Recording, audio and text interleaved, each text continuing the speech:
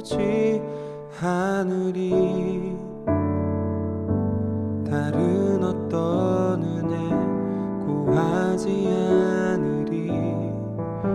오직 주님만이 내 삶의 도움이시니 주의 얼굴 보기 원합니다. 난 무엇과도 주님을 바꾸지 않으리. 다른 어떤 은혜 구하지 않으리. 오직 주님만이 내 삶의 도움이시니 주의 얼굴 보기 원합니다. 주님 사랑해요.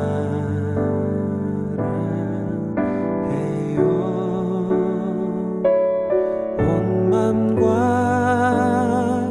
정성 다해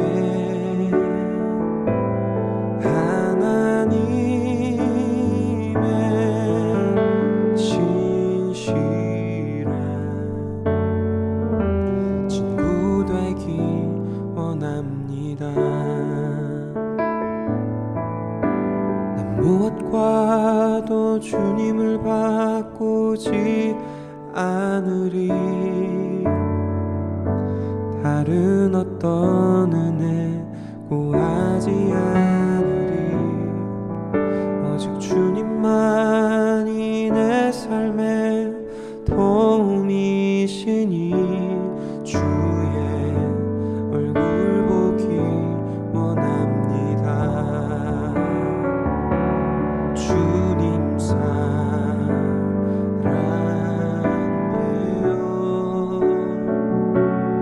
온 맘과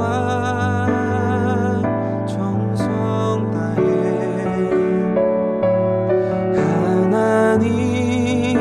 하나님의 신실한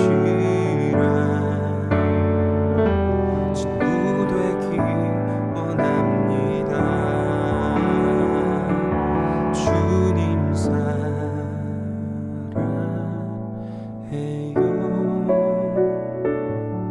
온 맘과 정성 다해 하나님의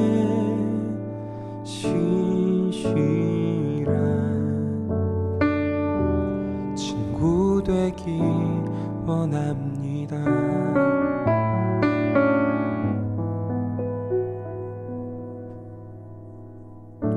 친구 되기 원합니다.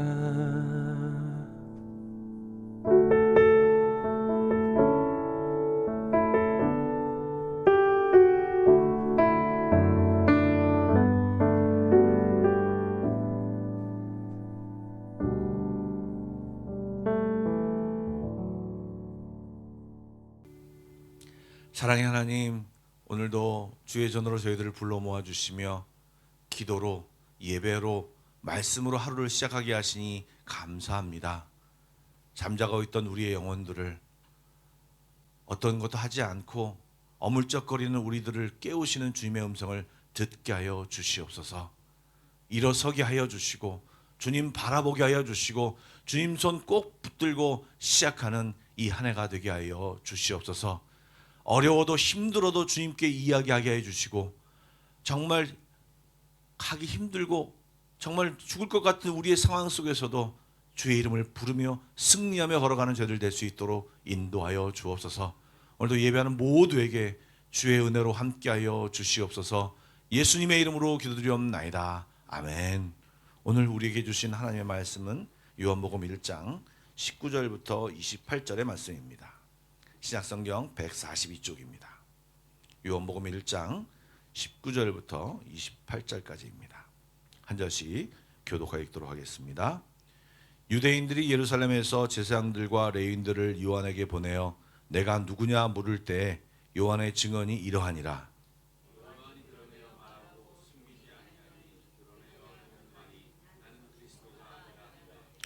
또 묻되 그러면 너 누구냐? 내가 엘리야냐? 이르되 나는 아니라.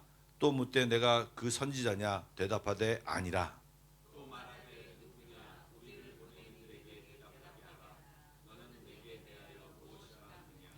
이르되 나는 선지자 이사야의 말과 같이 주의 길을 곧게 하라고 광야에서 외치는 자의 소리라 하니라.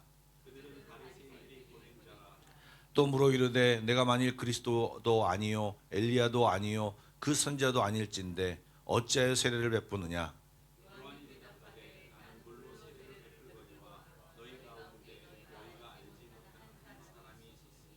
곧 내 뒤에 오시는 그이라. 나는 그의 신발끈 풀기도 감당하지 못하겠노라 하더라. 이 일은 요한이 세례 베풀던 곳 요단강 건너편 베다니에서 일어난 일이니라. 아멘. 예, 오늘 본문은요 세례 요한과 이 바리새인들이 보낸 사람들과의 대화 속에 있는 내용인데요. 바로 세례 요한의 정체성과 사역에 대한 이야기입니다. 표면적으로 모든 관심이 모아지는 인물은 세례 요한입니다. 그러나 그 말씀의 중심, 대화 속에 누구에게 관심이 쏟아지느냐? 바로 예수 그리스도입니다. 당시 세례 요한이 활동할 당시에는요, 이 세례 요한이 선풍적인 인기를 모으며 많은 사람들이 그가 메시아가 아닌가라고 생각이 들었습니다. 그런데 그가 본인이 직접 증언하여 밝힘으로 아니라고 밝힘으로 독자들의 관심이 그렇다면 당신은 누구이고 그리고 이 세례 요한이 말한 뒷사람 예수님이 누구인가에 대해서 관심이 집중시키고 있는 모습을 보여줍니다. 이것이 굉장히 중요한 포인트인데요. 좀 더 자세히 살펴보도록 하겠습니다. 당시 광야에 나타나 회개 메시지를 던지며 세례를 베풀던 세례 요한은요, 많은 사람들이 그가 메시아일지 모른다고 생각했습니다. 왜냐하면 그가 제사장 가문의 출신입니다. 그러다 보니까 그의 독특한 사역, 세례를 막 주고 하는 그 사역을 보면서 이가 그리스도인이 아니냐라고 생각할 뿐만 아니라 당시에 종교 지도자였던 사람들의 관심까지 끌게 되었습니다. 당시 사내들인 공예를 중심으로 종교 지도자들이 있었는데 이들은 로마로부터 인정받은 사람들이었습니다. 기득권을 가지고 있는 사람들이었죠. 그런데 모든 사람들의 관심이 요한으로 가니까 이 사람들에게도 이 요한의 어떤 행동이 거북했습니다. 그래서 요한에 대해서 조사해 볼 필요가 있어서 사람들을 보내어서 너는 누구냐? 네가 그리스도이냐라고 단도직입적으로 물었습니다. 주변의 사람들은 아마 요한의 입으로 시선이 집중되었을 것입니다. 만약 요한이 그렇다라고 말하면 아마 수많은 사람들에 의해서 이 요한을 따랐고 요한의 인기는 아마 치솟았을 것입니다. 그리고 요즘 한국 정치인들처럼 애매모호하게 이렇게 대답을 했더라도 아마 상당 오랜 기간 동안 이 세례 요한의 인기는 계속되었을지 모르겠습니다. 그러나 이 세례 요한은요, 그리스도를 세상에 증거하는 자신의 위치와 직무에 대해서 정확히 알았기에 1인칭 대명사를 사용해서 나는 그리스도가 아니다라고 분명히 밝혔습니다. 그래서 사람들이 질문을 다시 했습니다. 말라기 4장 5절에 보면 여호와의 크고 두려운 날이 이르기 전에 내가 선지자 엘리야를 너에게 보내리라 라고 하는 말씀이 있습니다. 이 말씀에는요, 사실 이 세례 요한이 엘리야일 것이다 라고 하는 생각에서 혹시 네가 엘리야냐고 물어보는 것입니다. 말씀을 좀 읽으신 분은 아시겠지만 예수님께서 제자들에게 이 세례 요한에 대해서 설명할 때 그가 엘리야다라고 말하는 성경 말씀이 있습니다. 그런데 이 세례 요한은 아니라고 얘기합니다. 그럼 어떤 말씀이 충돌되는 걸까요? 사실 그렇지 않습니다. 세례 요한이 자기가 엘리야가 아니라고 하는 말은 당시 유대인들은요, 이 엘리야에 대해서 좀 다른 생각을 가지고 있었습니다. 어떤 생각을 가지고 있었냐면 이 엘리야가 죽지 않고 하늘로 올라가지 않습니까? 그래서 어느 때가 되면, 즉 메시아가 올 때가 되면 하늘로 올라갔던 이 엘리야가 그대로 내려와서 마치 왕에게 또는 선지자에게 기름을 부은 것처럼 엘리야가 그 메시아에게 기름을 부을 것이라고 하는 생각을 가지고 있었습니다. 그러니까 이 엘리야가 이 세례 요한이 그런 자냐라고 물었을 때 이 세례 요한은 나는 당신들이 생각하는 그 엘리야가 아니다라고 밝힌 것입니다. 또한 신명기 18장 15절에 보면 내 하나님 여호와께서 너의 종 내 형제들 중에서 나와 같은 선지자 하나를 너를 위하여 일으키시리니 너희는 그를 들을지니라 라는 말씀이 있습니다. 이 말씀에 근거하여 요한이 모세가 언급한 그 선지자냐라고 이 바리새인들이 보낸, 이 사내들인 공회 종교 지도자들이 보낸 이 사람들이 물었습니다. 그러자 아니라고 대답했습니다. 사실 이 그 선지자는 누구냐? 바로 모세가 사실 출애굽을 이끈 사람이었지 않습니까? 그런데 그 선지자는 사실은 메시아를 가리키는 것인데, 이 그 선지자 그래서 지금 로마에서 마치 애굽에서 출애굽한 것처럼 출로마를 시킬 그런 사람으로 기대했던 것이죠. 그래서 그 선지자가 당신이냐라고 묻자 이 세례 요한은 아니다라고 대답을 했습니다. 사람들이 물어보는 곳마다 아니다라고 대답을 하자 이 사람들이 답답해졌을 것 같습니다. 이제 예루살렘으로 돌아가서 종교 지도자들에게 보고를 해야 되는데 질문마다 아니라고 하니까 이제 다시 이렇게 묻습니다. 너는 내게 대하여 무엇이라고 하느냐라고 정체를 밝히라고 이야기했습니다. 그러자 세례 요한은요, 이사야서 40장 3절 말씀을 인용하여서 자신의 정체를 밝힙니다. 나는 누구냐? 나는 길이 아니다. 나는 메시아가 아니다. 나는 길을 예비하는 자요, 말씀이 아니라 말씀을 외치는 자의 소리다라고 이야기했습니다. 예수님이 길이고 나는 길잡이다라고 이렇게 얘기하는 것입니다. 여기에 중요한 의미가 있습니다. 세례 요한은 자신을 주의 길을 곱게 하라고 부르심 받은 그런 자다. 예수님의 오심을 준비하는 자다. 그리고 이 성경 말씀을 이루려고 내가 있는 것이고, 이 자기가 그 일을 감당하면서 구약에서 예언했던 말씀이 그대로 이루어졌음을 사람들에게 이야기하고 선포하는 자이다라고 하는 것을 이야기하는 것입니다. 여러분, 표면적으로 우리들이 이 말씀을 읽을 때 여러분 어떤 생각이 드십니까? 아, 그렇구나. 이 세례 요한이 정말 그 일을 잘 감당했구나. 이렇게 그냥 머리로만 인식만 하면 사실 아무런 의미가 없습니다. 세례 요한은 나면서부터 어쩌면 정해진 운명을 살아야 하는 사람일지 모르겠습니다. 사람에 따라서는 그런 정해진 운명의 삶에 반발하는 사람들이 굉장히 많이 있습니다. 더욱이 그가 외쳤던 메시지가 무엇입니까? 회개하라였습니다. 여러분, 회개하라는 이 메시지는요, 듣는 사람들이 별로 좋아하지 않는 소리입니다. 죄와 어둠에 사로잡힌 사람들에게서 정말 마음이 딱딱한 그들에게 회개하라고 외치는 이 삶이 얼마나 힘들겠습니까? 그들의 위선을 폭로하는 이 소리, 회개하라, 당신이 잘못되었다라고 이렇게 얘기하는 이 소리가 외치는 자나 듣는 자나 모두 다 부담스러운 소리였습니다. 그러나 그 일을 해야만, 자기가 해야만 예수님이 예수님이 나오셨을 때 정말 사람들이 예수님께로 집중하고 예수님의 말씀을 잘 들을 수 있도록 이 세례 요한이 그 일을 담당했던 것입니다.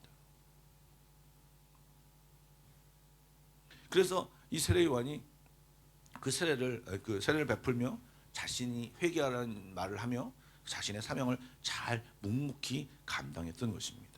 그래서 세례 요한은 주님 오실 길을 내고 그를 준비하는 자의 역할을 성실히 감당하였을 뿐만 아니라 그가 얘기하는 것이 무엇입니까? 자기는 메시아가 아니다. 자기는 집중받을 사람이 아니다. 집중받아야 할 사람은 내 뒤에 오시는 메시아다라고 하는 것을 정확히 밝혔습니다. 사랑하는 여러분, 우리도 복음 전파의 사명의 명령을 받은 사람들입니다. 이제 다시 오실 주님의 길을 만들고 이 땅에서 주님을 드러내는 자로, 주님을 전하는 자로 살아야 하는 사람들입니다. 그런데 먹고 마시는 일에, 세상 살아가는 일에 매몰되어 그 주님이 주시는 그 사명과 정체성을 잊으면 안 될 것입니다. 깨어서 어떤 모습이든지 간에 나를 통하여서 주님이 드러나도록, 주님이 집중되도록, 주님을 기억하도록 그런 삶을 사는 일에 내가 조금이라도 감당해야 하는 그런 일을 해야 할 것입니다. 그러기 위해서는요, 우리가 고민해야 합니다. 어떻게 내가 내 삶을 통해서, 내 입을 통해서, 내 어떤 역할을 통해서 주님이 드러날까를 고민하고 그 역할을 감당하는 사람이 되어야 할 것입니다. 또 말씀드린 대로 지금 종교 지도자들은 자신에게 쏟아져야 할 관심이 세례 요한에게 가니까 지금 이런 물음을 하고 있고 이런 어떤 추궁을 하고 있는 것입니다. 그러나 지금 세례 요한의 관심은 오직 예수 그리스도 메시아입니다. 여러분, 우리들의 관심, 우리들 역시 관심을 받고 싶고 내가 뭔가 주도하여 내가 했다, 나는 이런 사람이다, 막 이런 얘기를 하고 싶은데요. 진짜 그리스도인들은요, 세례 요한처럼 주님만 높이는 사람, 주님만 기억하는 사람이 되어야 할 것입니다. 주님께 모두 주님이 다 하셨어요, 나는 아무것도 아닙니다라고 외치는 사람이 되어야 합니다. 그럴 때 내가 낮아지는 것 같지만 그럴 때 주님은 우리를 높이십니다. 그런데 그것을 놓칠 때, 그렇게 하지 못할 때 추락하는 그리스도인, 또한 추한 모습을 남기는 그리스도인이 될 것입니다. 여러분, 세례 요한을 여러분 오늘 말씀을 한번 읽어보십시오. 세례 요한은요, 끝까지 그런 삶을 살았습니다. 끝까지 자기는 죽이고 예수님을 높이는 삶을, 그리고 그런 말을 하면서 살았습니다. 이 세례 요한의 말과 행동을 묵상하고 우리 삶에 잘 적용하는 그리스도인이 되기를 축복합니다. 그런데 사람들은, 그 조사에 있던 사람들은 와서 요한에게 네가 그리스도가 아닌데, 선지자도 아닌데 그러면 왜 세례를 베푸냐라고 물었습니다. 이 물음은 세례 요한의 자격과 규정, 이 어떤 그 율법의 규정에 대한 이야기를 하는 물음인데요. 당시 세례는요, 원래 유대인의 정결 예식, 결례 예식 같은 것이었습니다. 이렇게 부정한 것을 깨끗하게 하는 그런 예식이었습니다. 그런데 언젠가부터 이방인들 중에 유대교를 믿는 사람들이 생겨 있었습니다. 그런 사람들에게 베푸는 것이 바로 세례였습니다. 즉 이방인들이 받아야 할 세례를 지금 세례 요한은 유대인들에게 베푸는 것입니다. 그러니까 이상한 것이에요. 그래서 지금 이 질문이, 너는 왜 지금 왜 이런 짓을 하느냐, 너 정말 잘못된 거 아니냐라고 질문을 한 것이죠. 그러나 세례 요한은요, 하나님 앞에서 모든 사람들이 죄인이다, 정결케 되는 것이 필요하고 죄에서 정결케 된 후에 자기 뒤에 오시는 예수님 메시아를 영접해야 하나님의 자녀가 된다는 메시지를 그들에게 전하고 있는 것입니다. 세례 요한은 계속해서 내 뒤에 오시는 이 예수님에 대해서 말하며 그들의 관심을 예수님께로 돌리려고 무단히 노력하고 있습니다. 예수님을 높임으로 예수님이 새롭게 행하실 일들에 대하여 기대를 갖게 합니다. 앞에서 사도 요한이 뭐라고 말했습니까? 예수님이 세상에 오셨지만, 말씀이 육신이 되어 오셨지만 사람들이 알아보지 못하고 받아들이려고 하지 않았다라고 말했습니다. 당시 바리새인들은요, 메시아 하나님의 말씀과 뜻을 알고 있었지만 그것에 대하여 기대하지 않았던 사람들이었습니다. 오로지 그들의 관심은 이 말씀을 이용하여 내가 말씀을 잘 알고 있다, 말씀을 이용하여 내가 어떤 신분을 가지면서 재물을 축적하고 높임을 받고 권력과 신분을 유지하는 데만 이 말씀과 성경을 사용하던 사람이었습니다. 즉 말씀을 이용하려고 사는 사람들이었습니다. 메시아에 대한 말씀을 알고 있었지만 기대하지도 않고 말씀을 이용하려만 했지 그 말씀에 순종하려 하지 않았습니다. 사랑하는 여러분, 우리는 말씀에 순종하고 그 말씀에 따라 말씀이 하는 바를 기대하고 기다리며 기도하는 사람들이 되어야 합니다. 그럴 때 그 말씀이 의미가 있고 말씀이신 주님을 만나게 되는 것입니다. 여러분, 세례 요한이 예수님을 만났지 않습니까? 그리고 예수님에게 세례를 베풀었지 않습니까? 말씀에 순종하는 사람은 하나님을, 예수님을 만나게 되어 있습니다. 그것이 말씀의 구조이고 말씀이 말하는 바입니다. 바라기는 말씀이, 예수님이 여러분의 삶 가운데도 관련이 있기를 바랍니다. 이 말씀이 여러분의 삶에 영향을 주기 바랍니다. 그 말씀을 아멘으로 받기를 바랍니다. 그리고 그 말씀을 통하여 주님과 소통하고 주님과 사귐이 있고 여러분의 순종을 통하여 여러분 삶 가운데 주님이 나타나고 주님의 여러분의 삶에 보여져서 여러분의 삶을 살아가는 신앙생활을 하면서 주님을 만나며 주님을 경험하며 사는 저와 여러분이 되길 주님의 이름으로 축복합니다. 기도하겠습니다.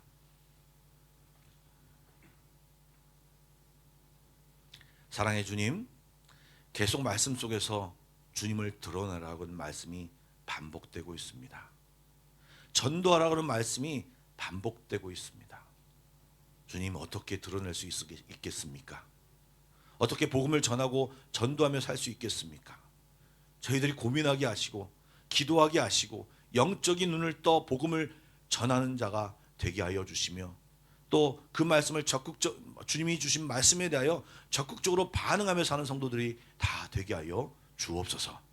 또한 그런 능력과 지혜와 적극성을 주님과의 사귐 속에서 우리에게 부어 주시옵소서.